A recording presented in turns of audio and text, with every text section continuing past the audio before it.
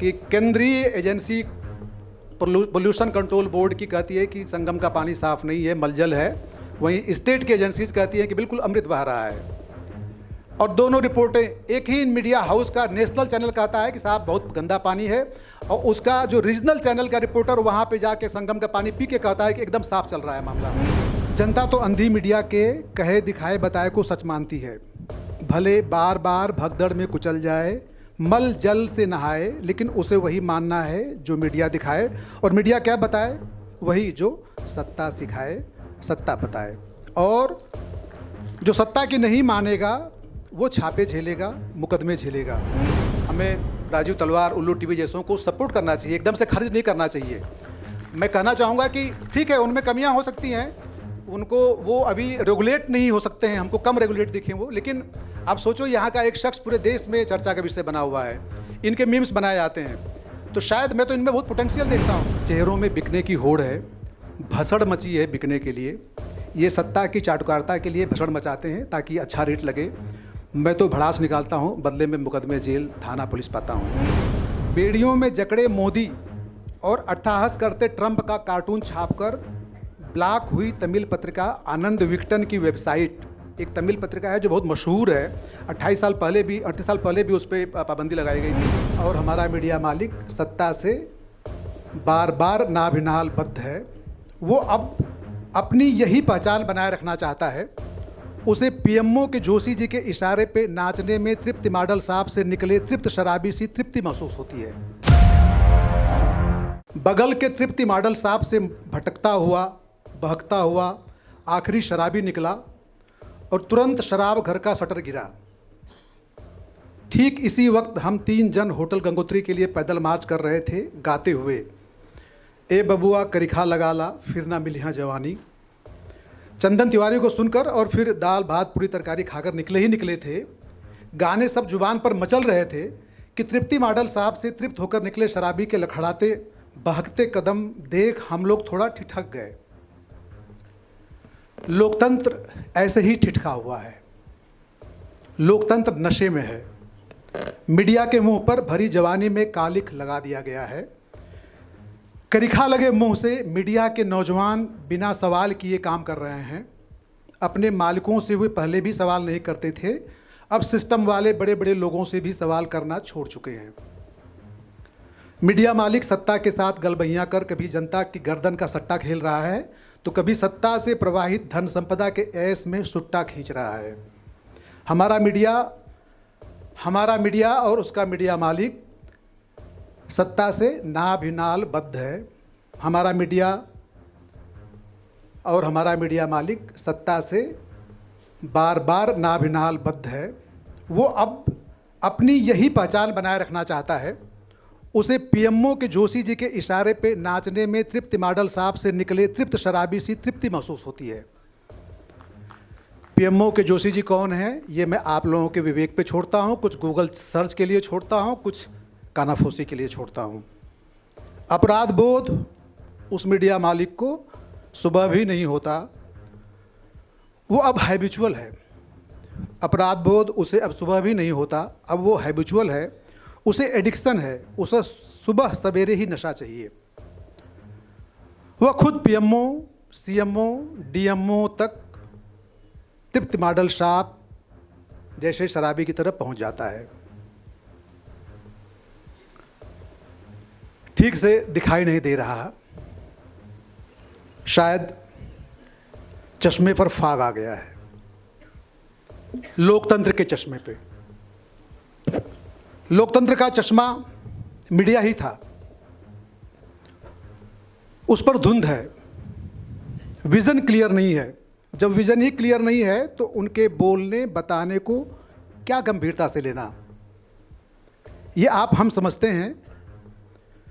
जनता तो अंधी मीडिया के कहे दिखाए बताए को सच मानती है। भले बार बार भगदड़ में कुचल जाए, मल जल से नहाए, लेकिन उसे वही मानना है जो मीडिया दिखाए। और मीडिया क्या बताए? वही जो सत्ता सिखाए, सत्ता बताए। और जो सत्ता की नहीं मानेगा वो छापे झेलेगा, मुकदमे झेलेगा। मेरा विषय है आईटी सेल में तब्दील होते मीडिया घराने। मैंने चैट जीपीटी को कहा डीपसेक से बोला, ग्रोक 3 को आदेश दिया, मुझे आईटी सेल में तब्दील होती है मीडिया घराने विषय पर सुंदर भाषण लिखकर दे दो, क्रांति पिरो देना, सरोकार अटैच कर देना। आजमगढ़ में अरविंद कुमार सिंह जी एंड टीम द्वारा आयोजित विमर्श में व्याख्यान में बोलना है। तीनों मशीनों ने बड़ी मासूमियत से लिख डाला। मैंने तीनों के लिखे को कंपाइल करने का एक कमांड दिया। फाइनल आउटपुट मेरे सामने था। मैं पढ़ने लगा, यार ये क्या लिखा है, अद्भुत लिखा है, गजब लिखा है, बहुत उम्दा लिखा है, बड़ा क्रांतिकारी लिखा है, बहुत सरोकारी लिखा है। मैं इसे ऐसे ही बोल दूंगा, पढ़ दूंगा, लेकिन इसे मैंने नहीं लिखा है, ये सच है। किसी बेचैन आदमी ने नहीं लिखा है, किसी यशवंत सिंह ने नहीं लिखा है, किसी राजीव तलवार की धड़कती बेचैन आत्मा इसमें नहीं है, किसी भड़ास वाले की भड़ास इसमें नहीं है, इसे मशीनों ने लिखा है। ये स्क्रिप्ट अगर न्यूज़ चैनल का कोई लखटकिया प्रोड्यूसर भी बनाता तो इतना वक्त न लेता, इतना जल्दी नहीं बना पाता, पर यहाँ एआई मशीनों ने मुफ्त में झटपट बना दिया। क्रांति का काम भी अब मशीनों के हवाले है।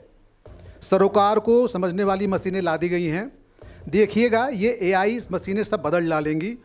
उम्मीद करते हैं झूठ का नाटक फिर से खत्म होगा, क्योंकि कोई बागी पागल सा आईटी वाला जनता का एआई लाएगा, दुनिया के पागलों की एक टीम बनेगी और कॉर्पोरेट मीडिया के कपार पर डंडा पड़ेगा।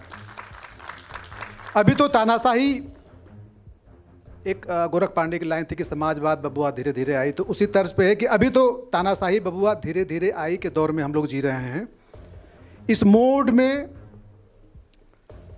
अखबार टीवी सत्ता से नियंत्रित हो गए, तो फिर फ्री स्पीच के लिए सोशल मीडिया आया।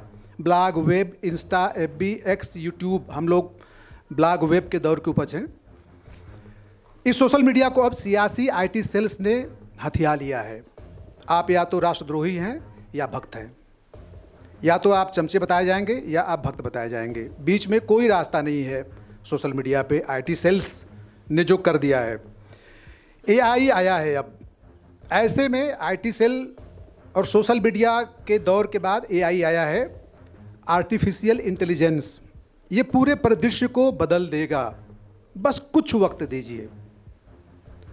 झूठ की दुकानदारी चलती तो है, लेकिन देर तक और दूर तक नहीं। एआई से मुझे बहुत उम्मीदें हैं। लोग अभी इसके खतरे देख सोच रहे हैं, लेकिन मैं उम्मीद से भरा हुआ हूँ। मशीनों से ही अब मायाजाल का खात्मा होगा।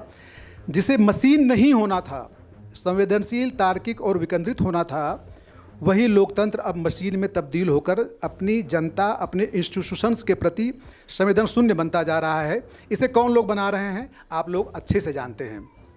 टैक्स, मुकदमे और छापे, दनादन आज के मशीनी लोकतंत्र का सच यही है। कल रेहान फजल साहब आए थे, नहीं बताए, लेकिन हम आप जानते हैं बीबीसी पर भी छापा पड़ा था। टैक्स चोरी के नाम पर मुंह बंद करना था, प्रोपेगेंडा भी चलाया गया, विदेशी है, राष्ट्र विरोधी है, इसलिए छापा पड़ा, अच्छा हुआ। भक्त ऐसा ही बोलते हैं, ऐसे ही बचाव करते हैं। उन मीडिया घरानों को निशाने पर लिया गया जो सत्ता के साथ सुट्टा मारने को तैयार न थे। कुछ देसी, कुछ विदेशी। न्यूज क्लिक याद होगा, उर्मिलेश जी याद होंगे, प्रवीरपुर कायस्थ याद होंगे। मैंने चैट जीपीटी से कहा, नरेंद्र मोदी के पीएम बनने के बाद किन किन मीडिया हाउसेज पर छापे पड़े, लिस्ट दो। उसने बताया 2017 दवायर ने एक रिपोर्ट प्रकाशित की जिसमें आरोप लगाया गया कि अडानी समूह को मोदी सरकार ने 500 करोड़ रुपए का अनुचित लाभ दिया। इस रिपोर्ट के बाद अडानी समूह ने कानूनी नोटिस भेजा, जिसके परिणाम स्वरूप रिपोर्ट को वेबसाइट से हटा दिया गया और संपादक परंजय गुहा ठाकुरता से इस्तीफा दे दिया गया। उसके बाद छापे पड़े। BBC 2023, news click 2021-2024। एआई जवाब देकर शांत हो गया था। मैंने उसे छेड़ा, एनडीटीवी का नाम भूल गए, छापे पड़वाए, फिर अडानी को बिकवा दिया। उसने कहा हाँ एनडीटीवी भी। उसने फिर लंबी व्याख्या बताई कि कैसे एनडीटीवी के प्रणय राय और रवीश कुमार वगैरह की पूरी टीम पे छापे पड़े, बार बार परेशान किए गए और अंततः जब अडानी जी को बेच दिया गया तब जाकर शांति मिली। मुझे याद आया कि दैनिक भास्कर और भारत समाचार जैसे चैनलों पर भी छापे पड़े थे। मैंने फिर एआई से पूछा तो उसने बताया हाँ आप सही कह रहे हैं, दैनिक भास्कर और भारत समाचार पर भी सरकारी एजेंसियों ने छापामारी की। दैनिक भास्कर ने तो साफ साफ आरोप लगाया था कि हमारे यहाँ छापे सरकार की आलोचनात्मक रिपोर्टिंग का परिणाम है। भारत समाचार पे भी इसी वजह से छापे पड़े थे। हम दुनिया में यूं ही प्रेस फ्रीडम में 161वें नंबर पर नहीं हैं। हमारे देश की सत्ता की ताकत रवीश कुमारों, पूर्व प्रसूनों, नवीन कुमारों जैसों को सबक सिखाने में जाती है। इन्हें बेरोजगार कर सत्ता खुश होती है। इन्हें यूट्यूबर बना दिया गया, पर इससे बोलना बंद नहीं किया। इन लोगों ने बोलना बंद नहीं किया। अपने लाखों करोड़ों दर्शकों के बीच ये आज भी बोलते लिखते हैं। और हाँ, कल से बात हो रही है कि मीडिया निष्पक्ष, मीडिया संतुलन। मैं साफ साफ मानता हूं कि मीडिया संतुलन साधने के लिए नहीं होता है। मीडिया का काम जनता को जुबान देना होता है, जनता की आवाज़ में सत्ता की खाल खींचना होता है। इसीलिए सत्ता ने मीडिया का काम ही तमाम कर दिया। न रहेगा मीडिया, न उठेगा कोई सवाल। सबको अपने अपने IT सेल का हिस्सा बना दिया। अघोषित रूप से सबको अपने अपने IT सेल का हिस्सा बना दिया। मुँह मांगी कीमत देकर जो न माने उसे धमका दिया, चुप करा दिया गया। थोड़े बहुत जो सवाल करते खबरें दिखती हैं वो मीडिया के क्रांति का पार्ट नहीं होता, वो दरअसल सत्ता की आपसी लड़ाई का हिस्सा होती है। मैं एक छोटा सा इशारा आपको करूंगा कि केंद्रीय एजेंसी पोल्यूशन कंट्रोल बोर्ड की कहती है कि संगम का पानी साफ नहीं है, मलजल है। वहीं स्टेट की एजेंसीज कहती है कि बिल्कुल अमृत बह रहा है। और दोनों रिपोर्टें, एक ही मीडिया हाउस का नेशनल चैनल कहता है कि साहब बहुत गंदा पानी है, और उसका जो रीजनल चैनल का रिपोर्टर वहाँ पे जाके संगम का पानी पी के कहता है कि एकदम साफ चल रहा है मामला। बहुत कन्फ्यूजिंग दौर है। ये कहीं कोई क्रांति नहीं कर रहा है, ये सत्ता संघर्ष है। अगला PM कौन बनेगा, इशारा कर रहा हूँ, उसके इर्द गिर्द पूरी लड़ाई चल रही है। और मीडिया भी अंदर खाने, मीडिया तो है ही सत्ता के साथ, लेकिन सत्ता में अब किस ग्रुप के साथ है, इसकी लड़ाई आगे बढ़ गई है और हम लोग ये तमाशे होते हुए देख रहे हैं।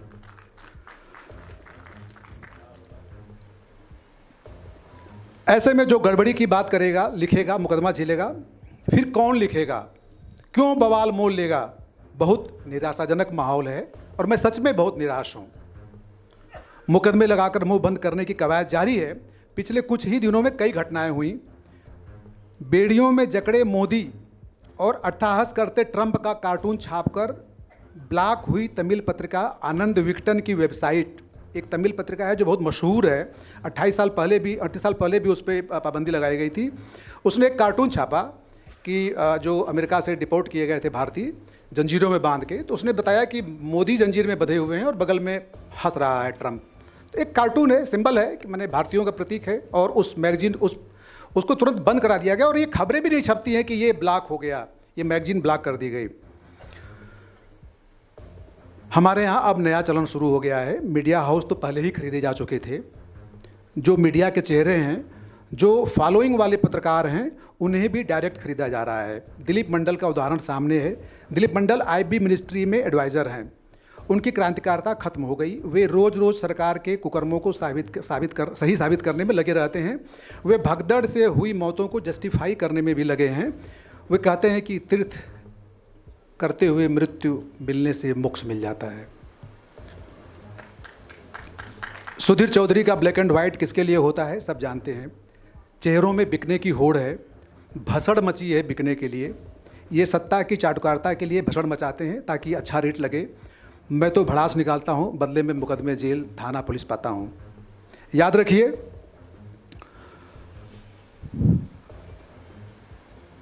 जो मीडिया हाउस स्वतंत्र पत्रकारिता से हटकर एक IT सेल की तरह काम करने लगे हैं, ऐसा क्यों हुआ?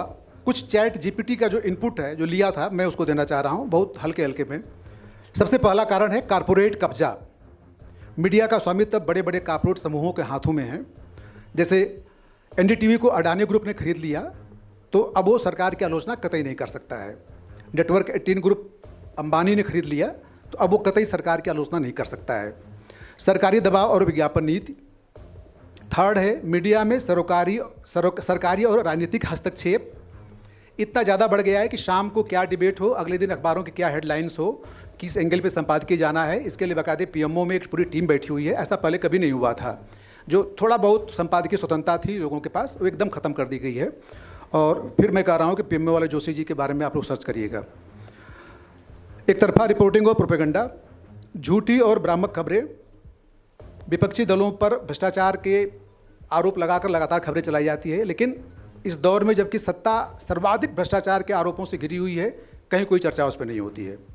डिबेट शो का गिरता हुआ स्तर, उत्तेजक बहसें, एक तरफा डिबेट, मीडिया के IT सेल में बदलने के सबसे बड़े नुकसान क्या हैं? लोकतंत्र की ये साफ साफ हत्या है। ये मैं नहीं कह रहा हूँ, ये जो मशीनी AI हैं वो बता रही हैं। जनता का ध्यान असली मुद्दों से भटकाया जाता है। बेरोजगारी, हेल्थ, स्वास्थ्य, ये सब मुद्दों पे चर्चा फिर नहीं होती है।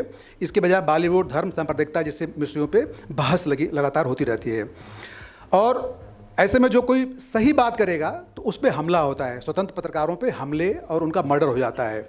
और हमारा देश प्रेस फ्रीडम के मामले में यूं ही नहीं इतने बुरे हाल में है। और यहाँ पे सच कहने वाले पत्रकारों की क्या हश्र होता है, वो हम लोग लगातार घटनाओं से देखते रहते हैं।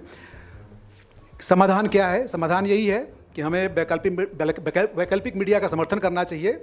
हमें राजीव तलवार, उल्लू टीवी जैसों को सपोर्ट करना चाहिए, एकदम से खारिज नहीं करना चाहिए।